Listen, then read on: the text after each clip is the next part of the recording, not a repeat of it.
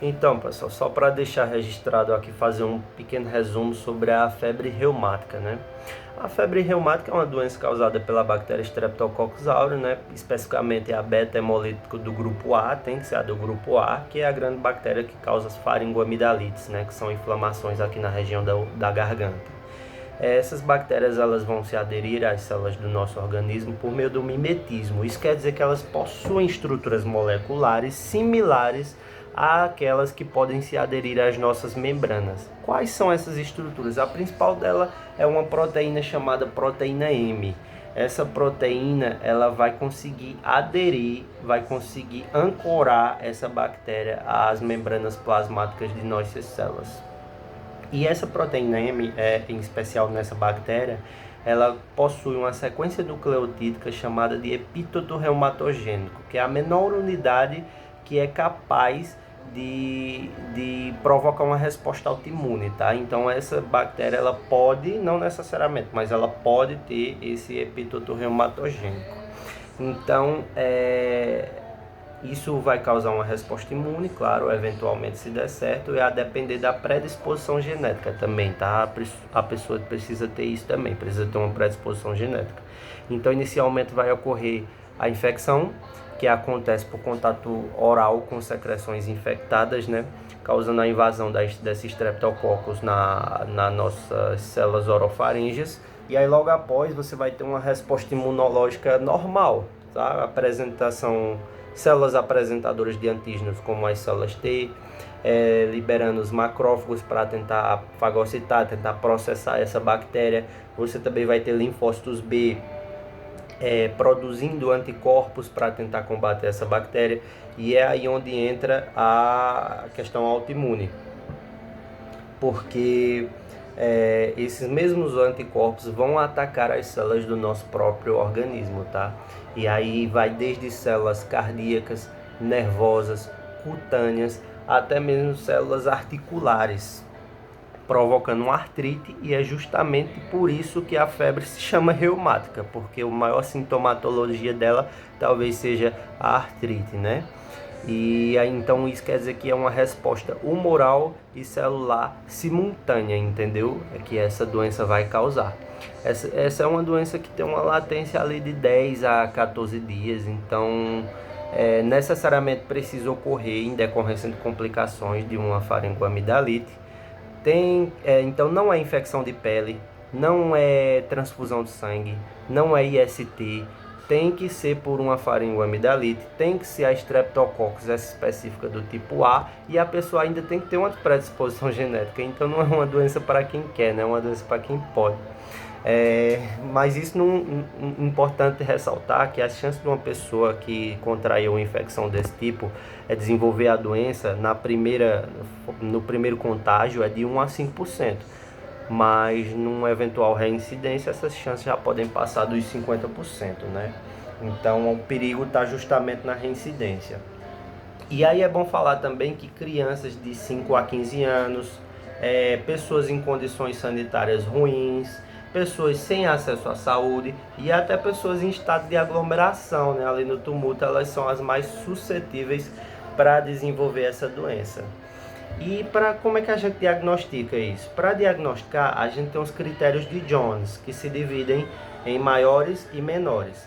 E para cada um tem uma regrinha, são 2 mnemônicos para a gente conseguir lembrar eles. Mnemônicos são palavras em que cada letra representa uma palavra, né? Então, a dos maiores é caneca e a dos menores é feia, caneca feia. Vamos entender agora o que cada uma delas quer dizer. De caneca são os critérios maiores. Primeira letra da caneca é o que? É o C. Você lembra de Coreia de Sydenham, que é uma alteração nervosa que deixa como sequelas movimentos involuntários. Não como sequelas, mas como sinais, tá? Movimentos involuntários, é a Coreia. O A, que é a próxima letra, de artrite, que é uma inflamação nas articulações, mas é bom lembrar que aqui ela não se cronifica, tá? E também não deixa sequelas. Depois CAN, N você lembra de nódulos subcutâneos, que são abaulamentos subcutâneos que estão presentes principalmente nos tendões e nas proeminências ósseas, tá? Está no cotovelo, joelho e tal.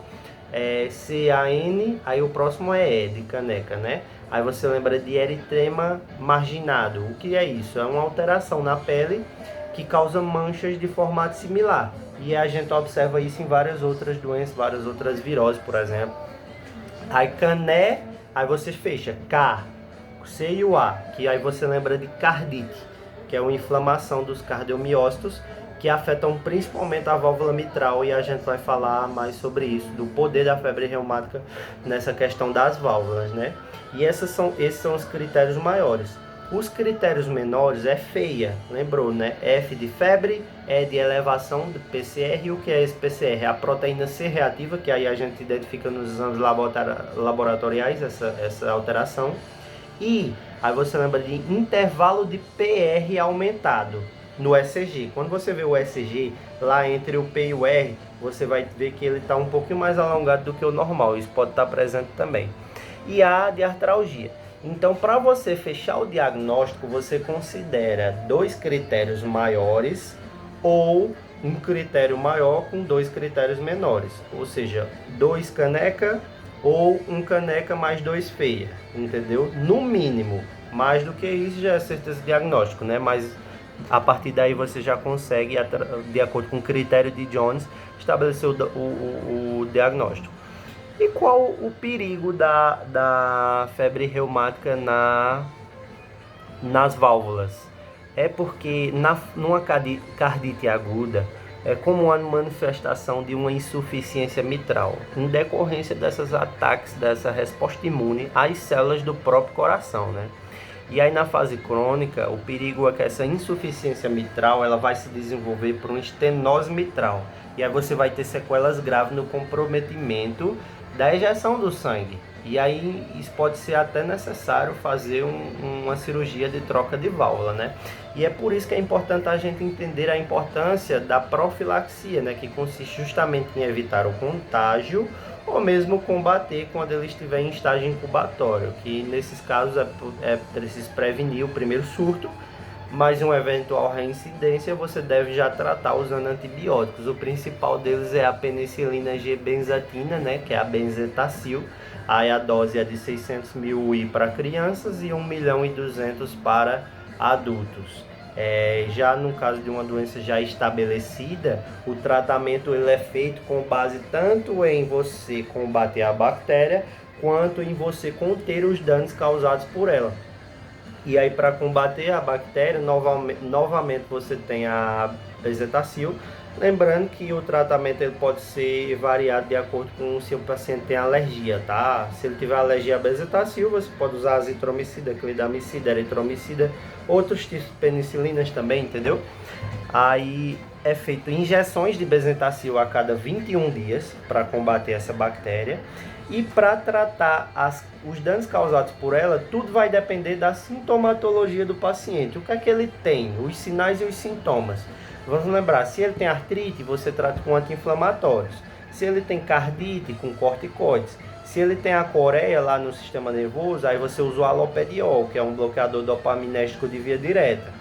Aí, se ele já tem um comprometimento muito grande, uma estenose mitral que não consegue mais ejetar o sangue de uma forma correta, ele está tendo um descompasso ali e tudo mais, diversos problemas de ECG em decorrência disso, aí você tem que considerar a possibilidade da cirurgia de válvula mitral, né?